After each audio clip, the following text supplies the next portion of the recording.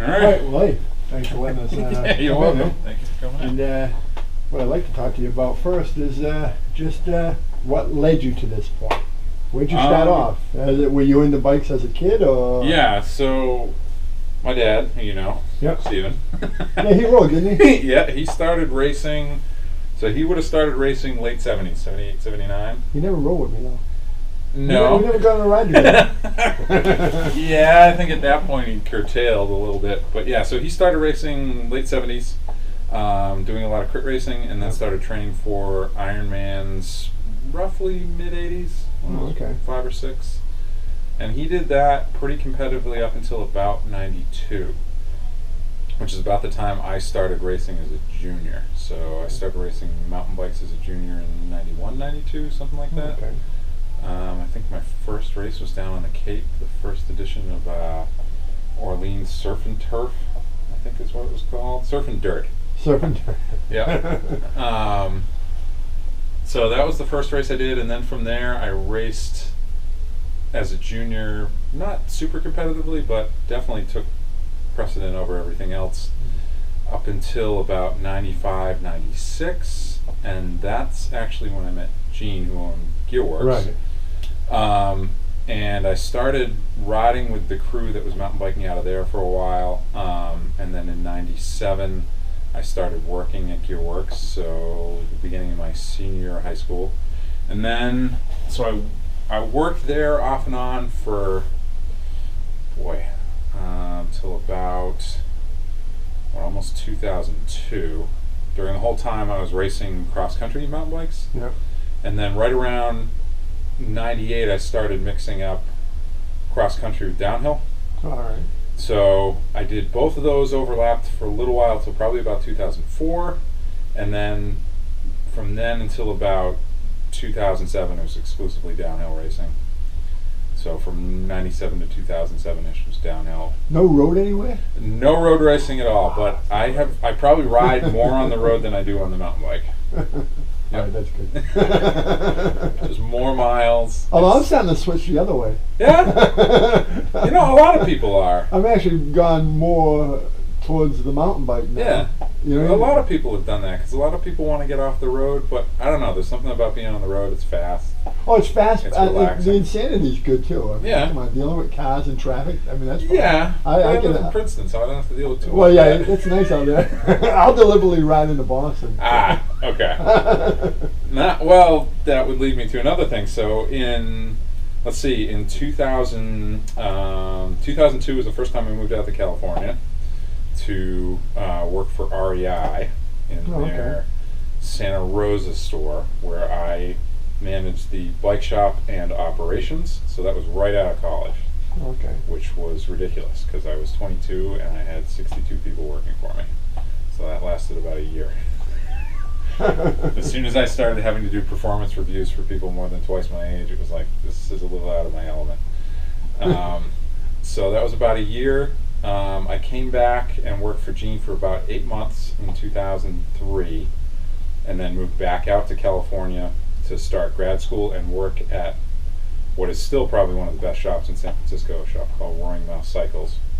It's run by this British guy named Chris Lane. He's built a beautiful shop there. When I first started there, it was no bigger than this service area. It was 12 feet wide, Oh, wow. 1,200 square feet on 2 floors, so it was teeny.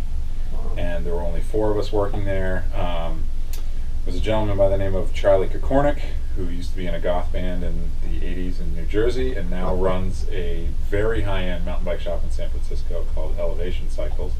So those 2 guys were instrumental. While I was out there, we also started working on a bike design project with probably one of the most famous mountain bike suspension designers, Mert Lawwill.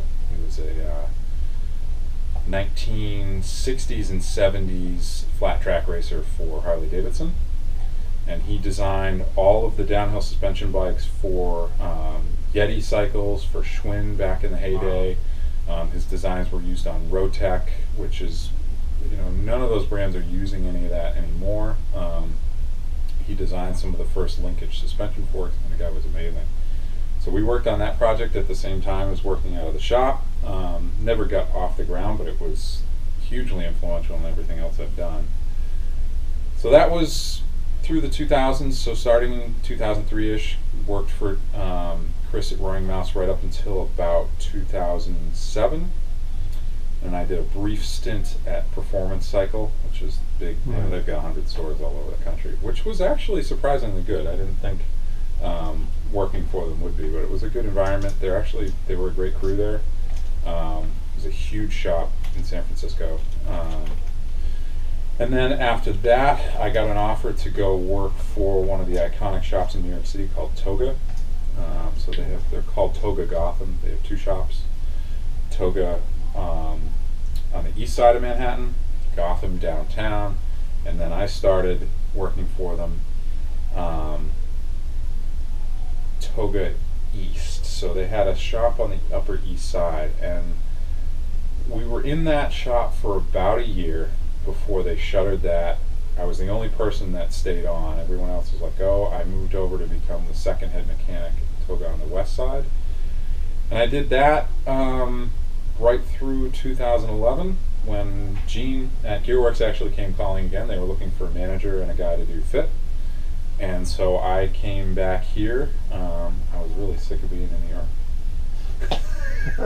I didn't ride much, not that I ride much now, but getting any real road riding done in New York City is tough unless you're racing crits. Right. So big crit scene down in Prospect Park, down at the Navy Yard in Brooklyn, big crit scene in Central Park. But if you're just looking to get out and put the miles in, you got to get over to New Jersey. You're riding all the way up to Nyack and all that stuff, and it was tough. But you certainly learn a lot riding in the city, riding a fixie in the city. That's my youngest son. That's what he does. So yeah. Well, I had a customer give me a 1986 Cannondale road bike in absolutely perfect condition. I still have it. I converted that into a fixie while I was living in the city. No brakes. yeah, it makes it work a little. Yeah.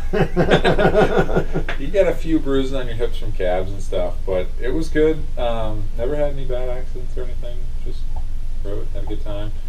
And then so in 2011 when I came back to work for Gene, he was just putting in a new fit studio. So he had just completed the expansion on the building with a fit studio. So I set up and installed and ran all of the video fit equipment.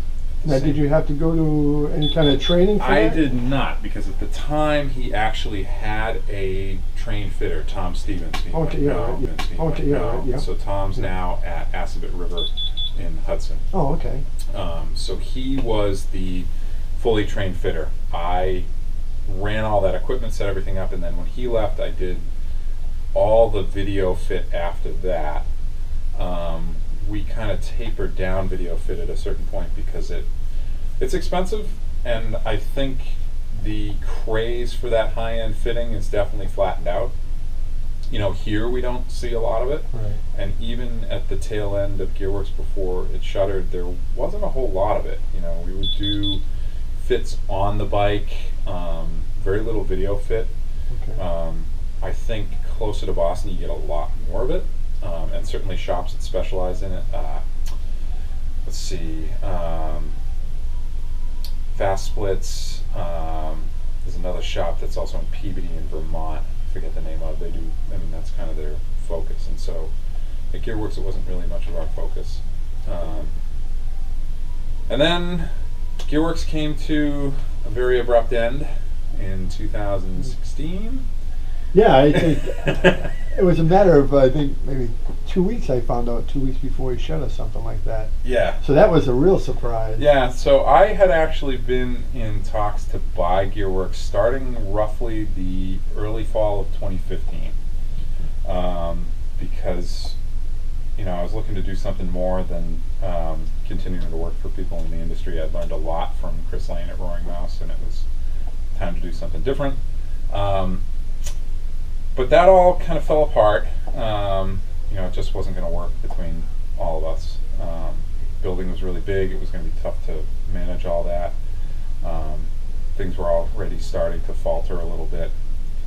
So, started looking for a location when it was clear that we weren't going to be in that building. We first actually started working out of a warehouse in Sterling, which also held a machine shop, which is no longer there. So we started just building bikes and working on customers' bikes at the same time as trying to get the whole company up and running. And we really just kind of stumbled across this place out of nowhere. I mean, I didn't even see a listing for it anywhere online. I was driving by the plaza, and there was a sign that this was open. Came over, just kind of peered in the window and thought, hey, that looks like a great little space.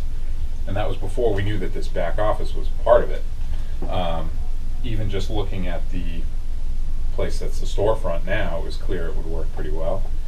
And it turned out that the guy who is the landlord here, Paul DiGeronimo, was Gene's first landlord over on Route 12 by Staples, right? Yep. Right. So that all worked out really well. He actually took very good care of us, got us rolling. So we continued to operate the warehouse. Still were building bikes out of there. We had 2 or 3 full mechanics benches down there. We built out everything. We built out probably 10 more racks, all like this down there. A couple hundred bikes. It was a great space to work out of. Big. We had all of our compressor lines and everything run. It worked really well. And then slowly started to move more and more inventory in here.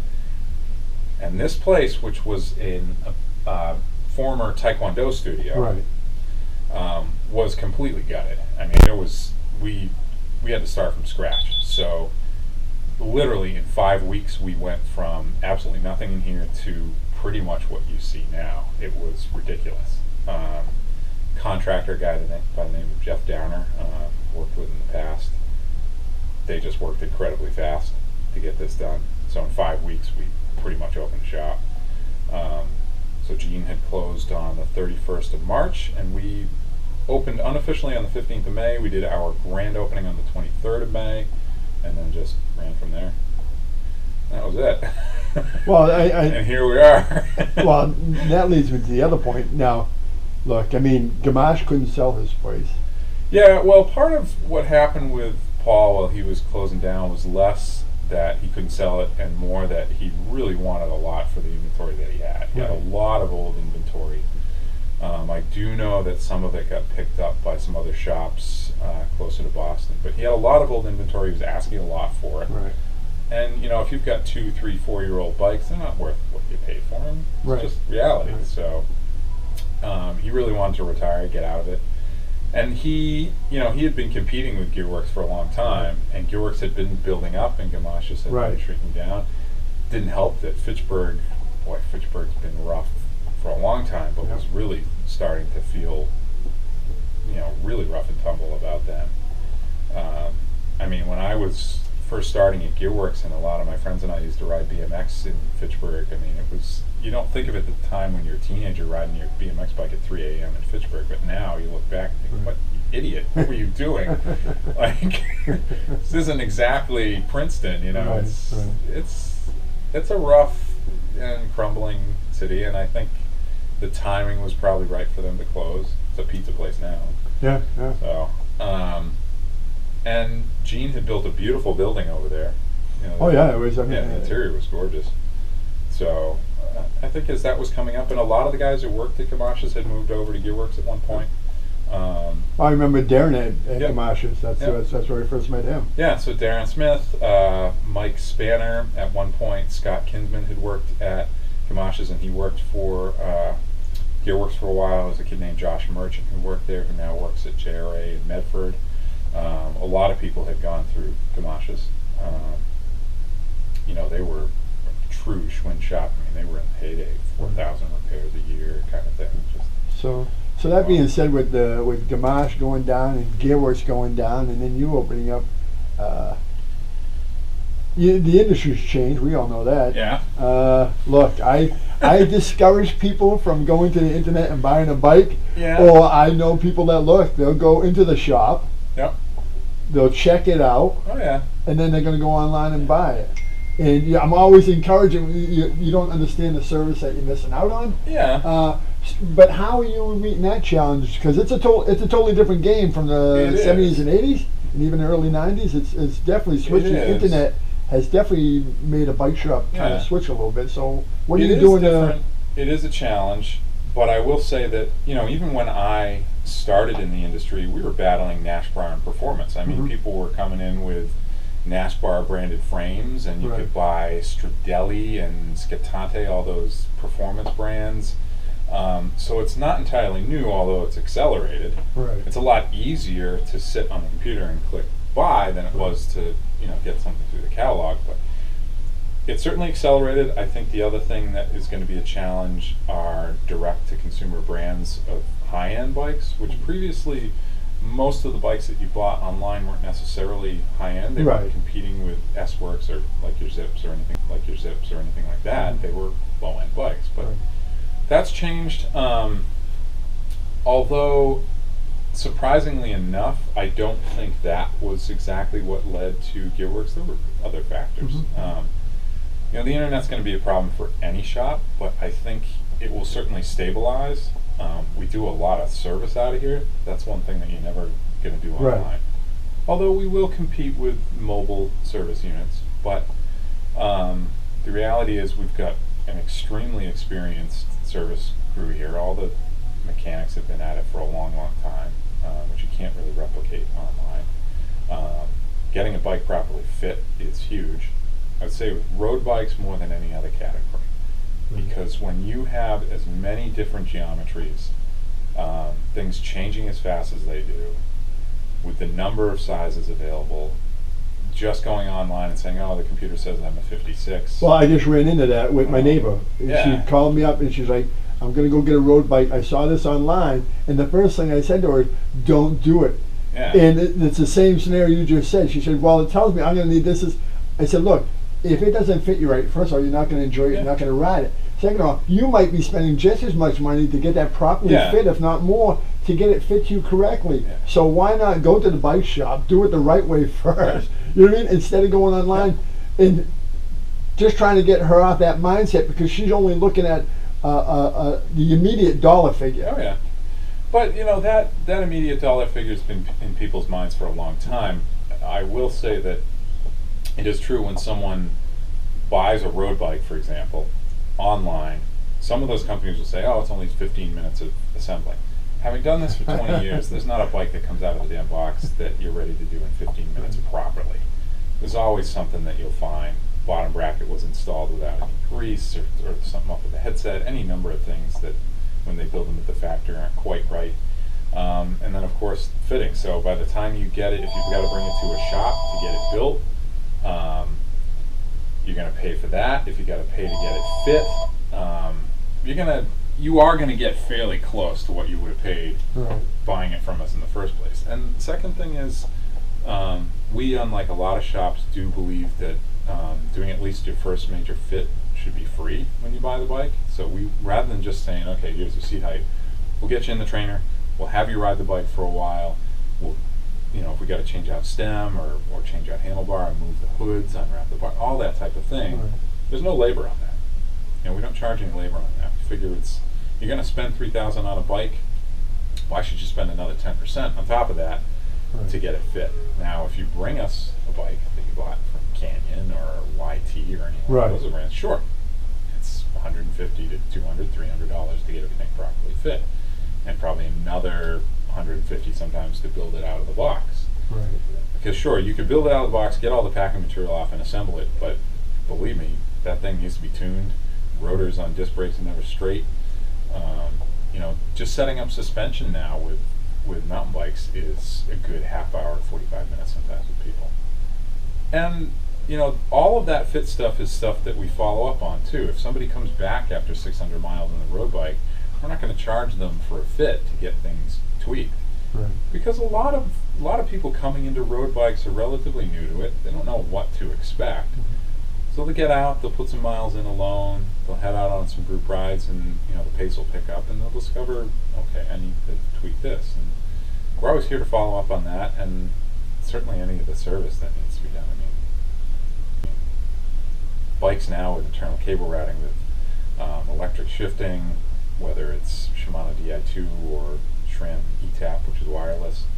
A lot of that stuff is simple in some respects, You know, wireless shifting is pretty easy to install on a bike. Get everything on, you don't have to run any cables. Getting it tuned and troubleshooting it is a little more complicated. And all the guys here in the shop have been doing that for a while. So, you know, So what's the vision for Tomten over the next 5 years? You have a plan, or well, you start out a business with a business plan that's Right. 5 years, Oh, yeah. and then you quickly discover that it doesn't it matter changes a whole lot. It changes really quick, don't it? Yeah, you just throw it out the window almost as soon as you open. I mean, obviously, if we can be a really good pillar for the local cycling community. I mean, just this morning before you came in, there were 12 people out heading for group ride at 8 in the morning out of here. Now, see, like if they rode at like 5 miles an hour and let me put a chain on the back of them, I'd be with them in a heartbeat. I think some of the folks might get popped, but it'll be fine. They're heading up into Princeton, so I think there'll be some hills that we'll be surprised by. There's just a few hills out that way. Yeah. But I mean, that's a third to a fourth the size of like the Tuesday night ride. We'll get 30, 40 people out here on a Tuesday night. You know, a couple of the guys from the shop, Andrew Thompson, who joined us from the Cannondale store in Natick, he's actually a former Gearworks employee from way back in the day. I remember Andy used to come to my bowling alley all the time. Yep. Fishing, bowling, whatever, he's into it. Did Mount Greylock with him. Yeah? That kid can fly up it. Yeah, when he's fit, he is really fast. He is fast, and he's super skilled. And so, you know, our service manager, Eric, the two of them have, you know, ex-BMX skills. They're ridiculous. Those guys can wheelie for miles and handle bikes like no one I know. But they've been doing the mountain bike rides on Wednesday nights, so those have, I mean, typically you're not going to see more than 12 people on one of those rides, although we've done rides in the past where 30 plus people show up, but then in the woods you got to break that up. Right. Otherwise it just gets blown apart. You got a string of people a half mile long through the woods, and unlike with the road where you can pace people back to the group, right, or you know, you can adjust. Mountain biking's a little bit of a, kind of call it the great leveler. Sure, if you're fit but you don't have any skills, doesn't matter. So you're running some rides out of the shop. Running a lot of rides out of here. Okay. We had tents set up at the Longs Joe both days. We built about 30 plus bikes for Bikes for Kids program that Brad Duran and some of the people at Longs Joe gave away in Fitchburg and Leominster. We're doing ride support for the Braveheart Friends of Dylan Connolly ride in July 15th, I think. We've done support for the Berkshires, pardon me, but I can't remember the name off the top of my head. We do training camps for Camp Winnipeg, which is a little north of here. Right. So they're going to send guys down. I mean, we do a lot of that kind of outreach stuff as well, because you can't just say, all right, we're going to open the doors and hope people come in. Right. If you're not involved, it doesn't matter. And the fact is, cycling participation is down a little bit at least over the last 10 years. Bike sales have been relatively flat, probably since about 2000. I mean, we haven't had a heyday like we did in early through the late 70s, where bikes were just huge, right, and then we had another spike right around the middle of Armstrong's tenure. Right. We haven't really seen that again, so either you're going to grow the pie, or we're going to spend all our time stealing each other's business. Right. You know, that's reality. And as the number of bike shops shrinks, you know, that in some ways that helps if you can, you know, outlive the storm. But in other ways, it's hopefully as we get a little more established, and there's certainly more infrastructure put in, more bike lanes, people like Brett Russ out in Pioneer Valley who are fighting for access in Ware River watershed for mountain bikes. You know, a lot of those guys at NEMBA, as long as we stay involved with them, support them, and continue to grow the pie, everyone can be healthy. But if participation continues to shrink and it's hard for people to get out on the road, you know, they don't feel as comfortable. Certainly if you look statistically with texting and safety there, if we can get a lot of that under control and continue to work on, you know, all the bike paths and rail trails, it will help. Well, they have a new connector coming up. Yep. To Fitchburg, Leominster. Yep. So that hopefully will be a good avenue for people to get out there. Yeah, exactly. And we'll see how long that takes. I mean, I think a lot of those projects take longer than people expect, but even if we're waiting for that to come in, there are amazing rail trail stuff around here everywhere. There's a great one out in Rutland that goes all the way up to Barrie. Oh, okay. Yeah, it goes all the way past Rutland State Park. It's hard packed dirt, but I ride it on the road bike all the time just to avoid 122. Right. That's a ton of fun. You know, the rail trail in Air, which does get a little busy on the Yeah, weekends, but a lot of fun. I've gone up there. I stay away from it on a weekend. Mhm. But look, I mean, there's a lot of people using it, so that's. Yeah. I mean, I always look at it and go, "Hey, that's a cool part." Yeah. There's a lot of people out there using Yeah. it, so I mean, that's always a good sign. And I know at one point before George closed, he put a little satellite store right up on that rail trail. Yes. Yep. Put a little satellite store right Yep. up there. And I know, you know, if we ever look to expand or anything like that, certainly areas where participation is growing a little bit. Around here, though, we have been lucky. This is a oddly strong cycling area. Having lived both in California and New York City and driven across the country now 4 times, you wouldn't think it, but Central Mass, certainly with the legacy of the Longs Trail, although that's waned a little bit, and still lingering Gamache and Gearworks legacy, there are a lot of riders around here. And it's rare when you have, you know, we've got 2 cities, both about 40,000 people, Right. with Leominster State Forest in your backyard. And Oh, yeah. you've got more mountain biking there than most cities have within literally riding distance. You can ride up Elm Street, ride up Granite Street, and you're right in trails. And having that resource is huge for people around here. And then, you know, not even that far west, there are a ton of trails in Wendell State Forest. So we do have a wealth of places to ride, and hopefully getting more people like I was as a junior into it will help. I do think while a lot of people don't really like racing anymore, it's certainly not as popular as it was, I think if that can pick up again, you'll actually see participation increase, because a lot of us who started out racing as juniors, whether we're racing or not now, we're still riding. Right. And still participating in the sport. And, you know, whether your kids are competitive or not, it's still a pretty fun scene for kids. You know, it can get a little hectic as you get into masters and so forth, Right. but it does draw a lot of people into the sport, gives you a goal. I'm always a big fan of racing. I know it's not super popular, like I said. Well, you know, it's not really racing, but the kids' races they had the long Yeah. shows, those are a blast. Yeah. Those are that's absolutely a blast to see the kids rolling Yeah. down there and the big smiles they get on their. I mean, that's Yeah. you know, that's you got to nurture them anyways from the Oh, yeah. beginning. You know, and, Well, you should go online and look at all the Strider races they have with the little pedalless bikes. Okay. They're hilarious. Kids scooting around like full bore around these little courses all over the place. I mean, you know, I mean, look, as a kid, we all, I think almost every kid rode a Yeah. bike. Yeah. You know, and that's your first real freedom. Yeah. As you get, you know, 10, 11, 12, that's your first real freedom to branch out of the neighborhood and so on and so forth.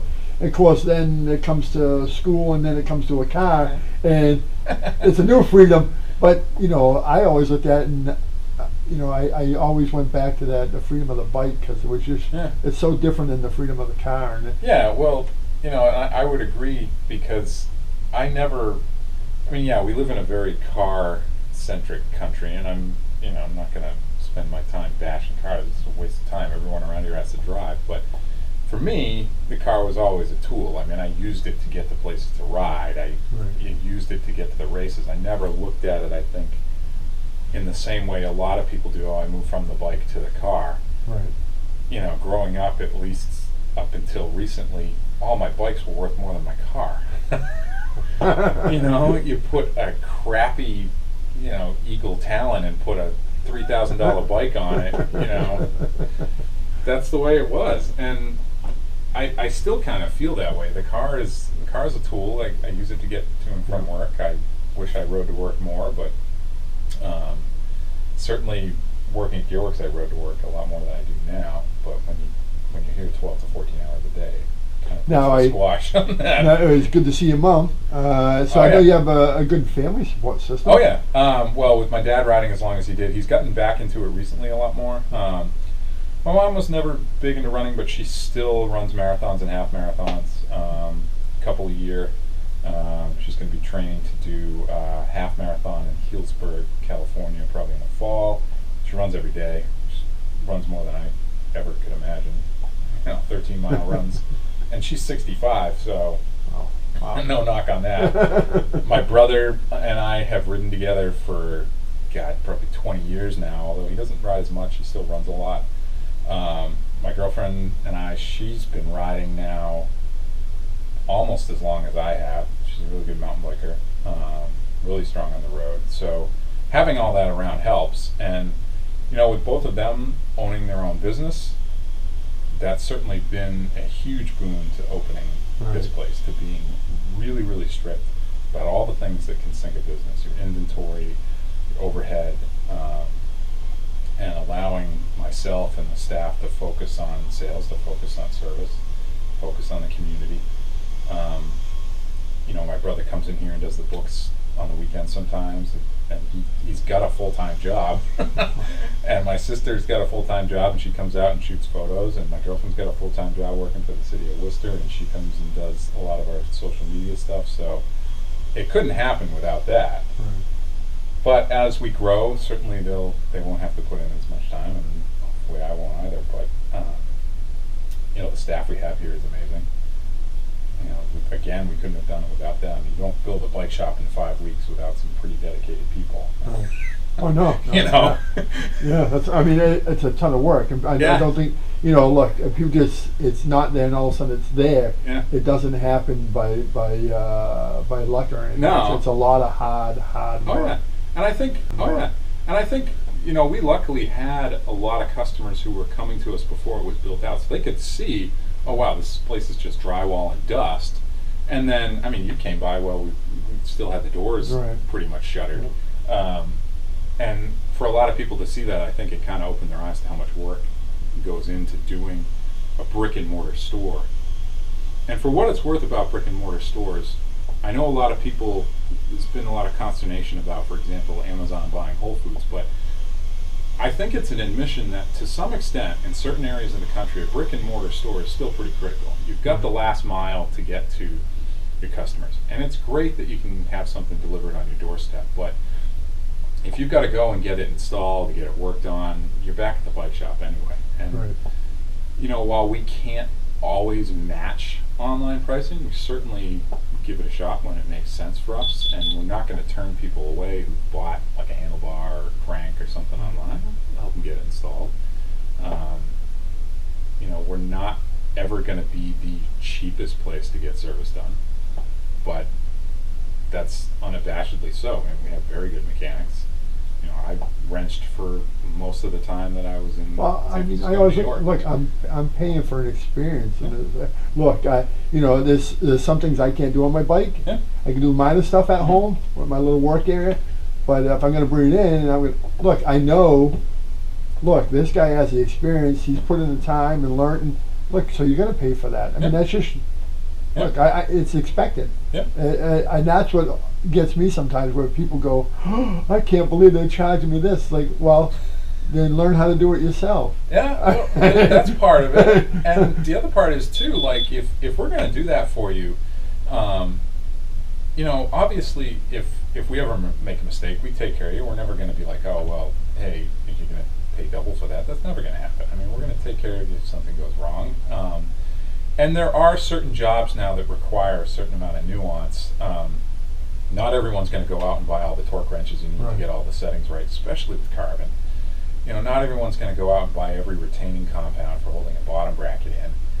And partly, the industry's to blame for these two aspects. Standards don't mean anything anymore. There are so many bottom bracket standards, headset standards, and now rear hub standards that it's ridiculous. Even we struggle sometimes to keep up with, okay, what does that bike from 2011 have for a bottom bracket? Right. And I can't imagine what it's like for a consumer going online and seeing, with mountain bikes, 4 or 5 different wheel sizes, different tire sizes. What the heck do I buy? The guys here, myself included, have ridden just about everything under the sun. I couldn't even tell you how many different brands and tire sizes and types of bikes I've ridden. And that helps enormously to narrow down what you're looking for. The other thing is, New England is very unique with its mountain biking. It is definitely one of the most consistently technical places to ride a mountain bike. It's tough as a beginner to get into it, and if you have a support system of a shop that's willing to help you with clipless pedals, willing to help you get tubeless tires set up, heck, we're willing to go out with people on the trails and show them around. I think that's crucial for us, and hopefully it continues to sustain us. I mean, there are lots of little things like that. I mean, the number of shoes that we carry just to get people fit. We probably have more shoes than most shops will, because if somebody's going to come in, we've got a lot of different options to try. We've got a lot of different sizes. That's one of the things that you see with online purchases. I always have someone coming in, oh, I bought this shoe, I'm going to ride it out on the road. Well, you got a road shoe and you ended up ordering a mountain bike pedal. Like, this could work, but it doesn't. Right. Or, oh, these shoes don't fit. Well, we have shoes to try on. Well, I said, it's and that's, like I said earlier, that's the thing that gets me is they're looking at that little dollar savings at the beginning and not really looking at the big picture. Yeah. And that's a tough. It is. It's tough. Like I said, I'm constantly talking to people driving them to a bike, saying, "Look, you got to go to a bike shop. Don't do it this way." Yeah. You know, and they look at me sometimes like I'm an alien, and some listen and go, "Okay, I'll go to a bike shop." But it's the same thing with the lending of the mountain bikes, which I greatly appreciate. Oh, yeah. Because that introduced like guys that had never been there before. Let me get this. That introduced guys that haven't been active. Yeah. And hello. Can you call me back?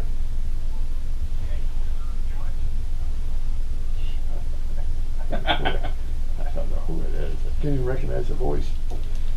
Well, yeah, getting people into it who haven't done it before. And honestly, the mountain bikes now are way more enjoyable for a beginner to ride than mountain bikes were in the 90s, up until about probably 5 or 6 years ago. With wider tires, more relaxed geometry, they're much more enjoyable to ride. If I were a beginner, I'd rather start now than any other time. I have a triple triangle GT steel mountain bike. You know, they got off at Gene on his last the last used bike sale Gene did for $100 because I wanted to try. I wanted to try mountain biking because I live right behind Lake Denison. Yeah. So I got it, and I'm having a blast with it. And this is year 3, and then we asked if we can borrow some bikes, and like I said, thanks for that. I really appreciate it. And one of the guys didn't show up, so one of the demo bikes was there, and I went, well, I'm going to try that one instead. My word, I was sold on that, and it was right. It was like a Cadillac compared to what I had.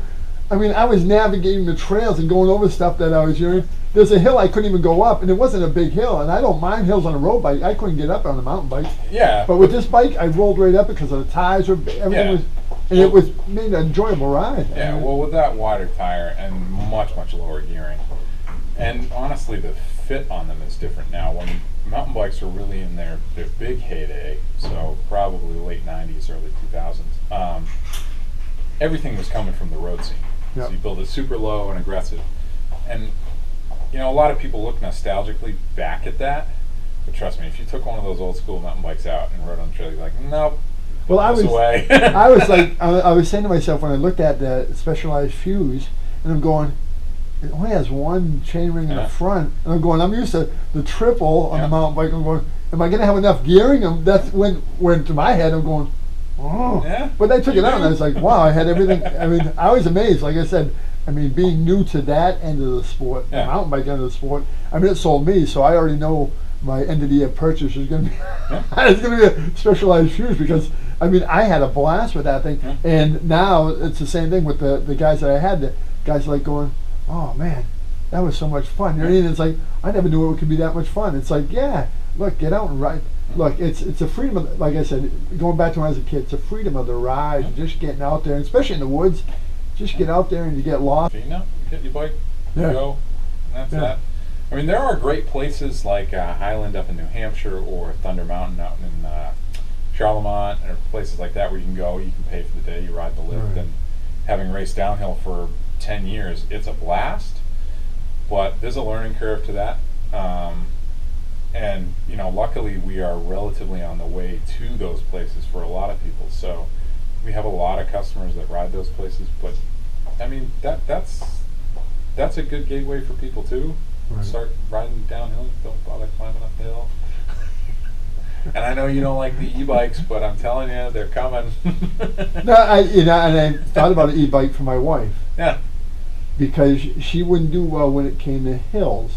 So this might be more of an incentive for her to go ride if she has an assistance to get up the hills. You know what I mean? Yeah. Just trying to think of different ways. And look, I went on a group ride, and some guys that were younger than me, and my mindset on a hill is, ain't no way a hill's going to beat me. Yeah. You know what I mean? But that's just an idiot. Yeah. I'll suffer like a dog and my lungs will be hanging out. But that's just an old school cyclist. Right, They know how to turn the pedals over. Right, I might be barely turning them over, but that's just my mentality, is not to get off the bike. You know? And I understand everyone has a different threshold and a different way of approaching it. So, look, I'm not against the e-bike. Like I said, I'm looking at it for my wife because she wants to try and do something. She's never really been into riding.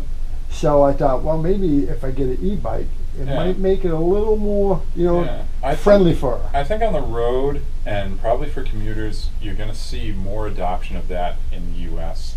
than on the mountain bike side. I know there are a lot of companies pushing mountain bikes hard in the U.S., but we have a pretty big trail access problem here to begin with. Like I mentioned, Brett Russ and the guys at NEMBA fighting for access to the Ware River watershed, which I grew up riding there 30 years ago. That was one of the places I first started out with my dad. He took me over to Barry Falls, and we rode a lot of single track hidden in the woods there, and it was always sort of a see no evil, hear no evil, don't ask, don't tell kind of situation there. And then all of a sudden that changed, and there's no mountain biking allowed in there at all anymore.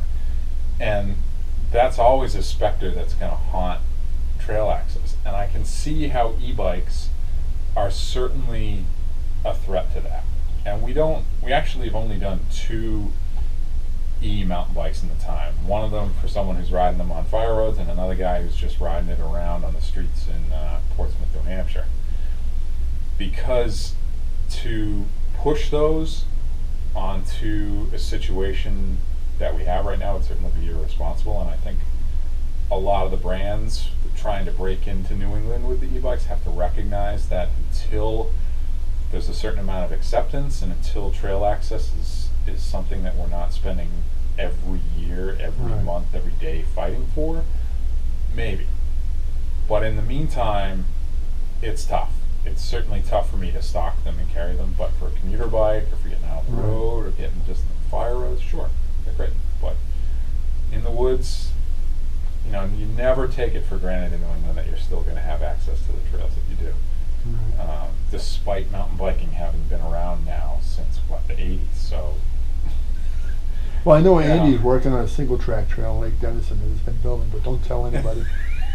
I think he's the only guy that's riding out there besides me, because I see trails I see tracks once in a while, and he'll see tracks once in a while, but I've never run into another rider, and he hasn't either. So we're both out there at different times. I think we're the only 2 using Denison. Well, what's funny about that, like Leominster State Forest, you'll go into the parking lot at Leominster State Forest on a really busy, Sunday morning. There'll be 15, 20 cars on the trail. You will get in the parking lot. You'll get on the trail, and you won't see another person in 2 hours. The woods are bigger than you think. Right. And you get in there, you never run into anyone. Maybe once out of every 10 rides, I run into someone else from another group. It's rare. And that's going in there and covering as many trails as I can. So it's funny. And, on the road, it's a little different. You could head out in Princeton on a Sunday morning. You're going to run into a pack of 20, pack of 10. Right. It's different. They disappear. They don't go into Winchentucky. So, I don't see them there. Unlike if I see one.